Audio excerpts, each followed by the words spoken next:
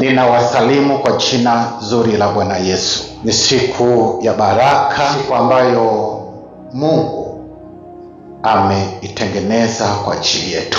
Ninayo furaha, najisikia vizuri ninapokuona uko mbele yangu. Najisikia vizuri ninapohisi ushirika mtakatifu pamoja na wewe. Ninajisikia vizuri kwamba Bwana amekuandaa wewe kwamba uweze kuwa mbele ya macho yangu mchana wa leo.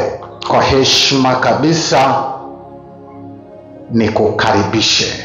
Wewe ni mtu wa thamani sana machoni pangu. Kama vile kondoo alivyo na thamani machoni pa mchungaji, ndivyo na wewe ulivyo na thamani machoni pangu. Haleluya.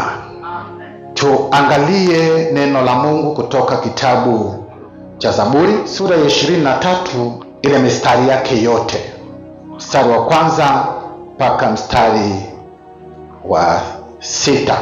Biblia inasema, Bwana ndiye mchungaji wangu, sitapungukiwa na kitu. Katika malisho ya majani mabichi hunilaza, kando ya maji ya utulivu huniongoza. Kunihuisha nafsi yangu na kuniongoza katika njia za haki kwa ajili ya jina lake. Naam, nijapopita kati ya bonde la uvuli wa mauti, sitaogopa, maana wewe u pamoja nami. Gongo lako na fimbo yako vyanifariji. Mstari wa 5, waandaa meza mbele yangu machoni pa watesi wangu. Umenipaka mafuta kichwani pangu, na kikombe changu kinafurika. Hakika wema na fadhili zitanifuata siku zote za maisha yangu, nami nitakaa nyumbani mwa Bwana milele. Some katika kitabu cha Isaya sura ya 43. Tutasoma mstari wa kwanza mpaka mstari wa 5. Ile inasema, lakini sasa Bwana aliyekuhuluku Yakobo, yeye aliyekuumba Israeli asema hivi, usiogope, maana nimekukomboa. Nimekuita kwa jina lako, wewe u wangu. Pitapo katika maji mengi, nitakuwa pamoja nawe, na katika mito haitakugharikisha. Uendapo katika moto, hutateketea, wala mwali wa moto hautakuunguza. Maana mimi ni Bwana Mungu wako, mtakatifu wa Israeli, mwokozi wako. Nimetoa Misri kuwa ukombozi wako, nimetoa Kushi na Seba kwa ajili yako. Kwa kuwa ulikuwa wa thamani machoni pangu na mwenye kuheshimiwa, nami nimekupenda. Kwa sababu hiyo nitatoa watu kwa ajili yako, na kabila za watu kwa ajili ya maisha yako. Usiogope, maana mimi ni pamoja nawe. Nitaleta wazao wako toka mashariki, nitakukusanya toka magharibi. Some katika Injili ya Yohana, tusome ile sura ya 10 na mstari wa 15 mpaka mstari wa 17. Ile inasema, kama vile Baba anijuavyo, nami nimjuavyo Baba, nami nautoa uhai wangu kwa ajili ya kondoo. Na kondoo wengine ninao ambao sio wa zizi hili, na hao nao imenipasa kuwaleta, na sauti yangu wataisikia. Kisha kutakuwako kundi moja na mchungaji mmoja.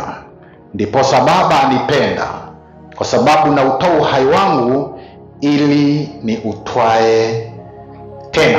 Tutarudia hiyo Yohana sura ya 21 mstari wa 15. Biblia inasema, basi walipokwisha kula, Yesu akamwambia Simoni Petro, je, Simoni wa Yohana, wewe wanipenda kuliko hawa? Akamwambia, naam Bwana, wewe wajua kuwa nakupenda.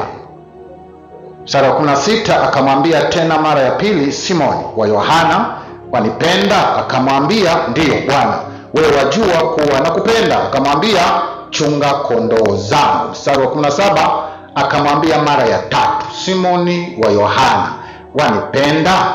Petro alihuzunika kwa vile alivyomwambia mara tatu, wanipenda? Akamwambia, Bwana, wewe wajua yote, wewe umetambua ya kuwa nakupenda. Yesu akamwambia, lisha kondoo wangu. Pendwa, haya ni maneno, mistari mingi nimeisoma, lakini mistari hii yote inabeba ujumbe ambao unatoka hasa katika kitabu cha Zaburi 23 ule mstari wa 1 mpaka ule mstari wa 6. Na hayo maneno hapo yanabeba ujumbe unaosema umuhimu wa mchungaji katika nyakati za Mkristo. Umuhimu wa mchungaji katika nyakati za Mkristo. Lakini umuhimu wa Mkristo kwa mchungaji katika hizo nyakati zote ambazo anazipitia.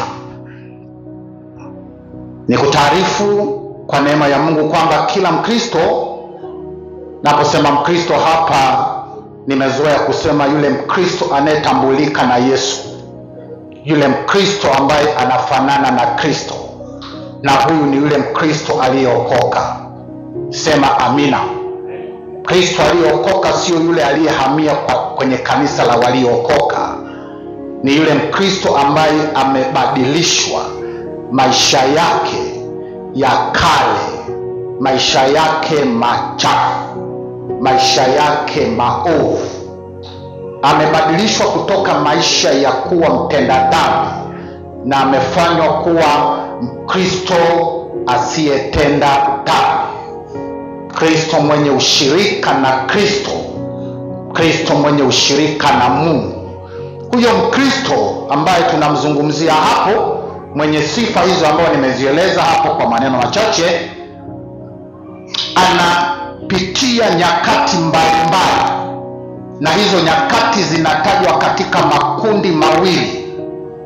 Na hizo nyakati ambazo anapitia ni za muhimu sana sana, na hizo nyakati zimewekwa na Mungu kwa ajili ya ufanisi wa maendeleo yake. Huyo Mkristo wa viwango vya kiroho anapitia nyakati mbalimbali, na nyakati hizo zinaelezwa katika makundi mawili, na hizo nyakati zimewekwa na Mungu kwa makusudi kwa ajili ya ufanisi wa maendeleo ya huyo Mkristo. Katika hizo nyakati ambazo Mkristo anazipitia, anamhitaji mchungaji, na wakati huo huo mchungaji anamhitaji huo Mkristo. Kwa hiyo tunaangalia umuhimu wa mahusiano au mashirikiano baina ya mchungaji na mshirika anapopita katika hizo nyakati. Maeneo mawili ya nyakati za Mkristo. Moja ni nyakati za utulivu. Kama kuna mtu alikuwepo Jumapili iliyopita, alinifuatilia, ataona somo hili ni mtiririko wa somo ambalo tulianza nalo. Kwa hiyo moja ni nyakati za utulivu. Nyakati za utulivu ni nyakati za raha, nyakati salama. Hizo nyakati au nyakati hiyo, mwandishi wa Zaburi 23 anasema sitapungukiwa na kitu. Jina la Bwana Yesu libarikiwe.